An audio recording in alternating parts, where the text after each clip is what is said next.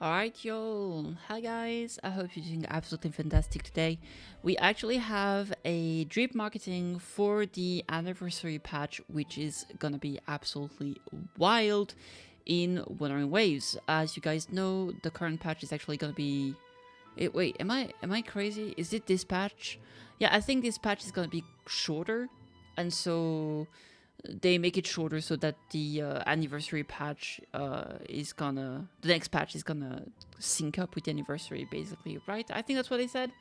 Either way, very interesting stuff. We have the little drip marketing here for Zani, so let's read through this real quick. Okay, work will keep coming. Don't forget to leave a little, Zani. Oh, sorry, she has the accent. Work will keep coming. Don't forget to leave a little. I can't do that. I'm too tired anyway. Anyway, archive. Zani, a serious and reliable Montelli employee, follows a strict routine and manages tasks with ease. For years, she has clocked in on time without fail, finding as much enjoyment in her well-ordered life as in her carefully planned moments of leisure. Wuthering Waves, Zani, and there she is. Here is our queen. So the thing is, obviously she's a 5-star character. I'm pretty sure she's gonna be spectral. You can see that like her horns and hair light up in the back there, so that's very, very interesting. It seems that she's also using her tie.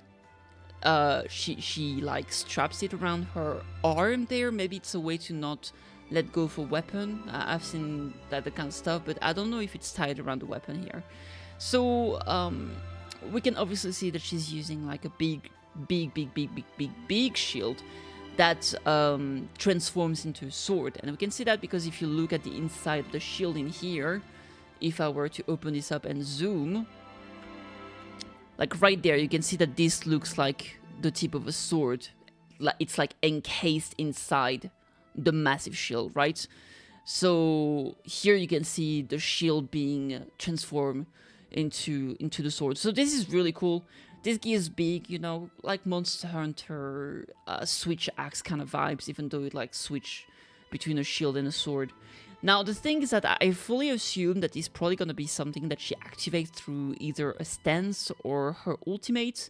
The same way, for example, that Jinshi can switch between, you know, her base stance and like the floating stand that she has, or possibly the same way that like a Cantarella can enter that stance where she's kind of like, she changes the field and she kind of floats like she's in water, right? So I think she's probably gonna have to do something like this, and then she'll be able to use that big sword.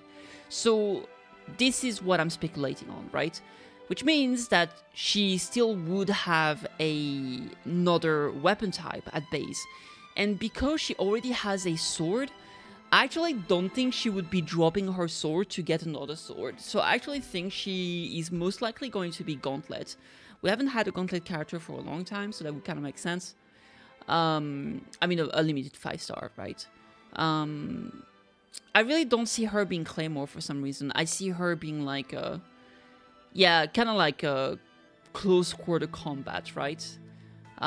So I think she's gonna be a Gauntlet user that switches into like that shield and massive sword during ultimate or something like that. So very, very exciting.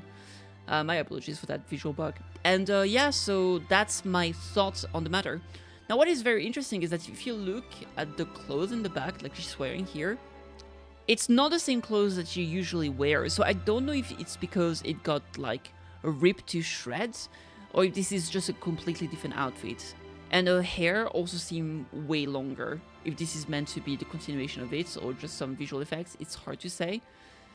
Maybe it's meant to be like her jacket, but that's kind of like bursting into white flames and being all like sassy baka.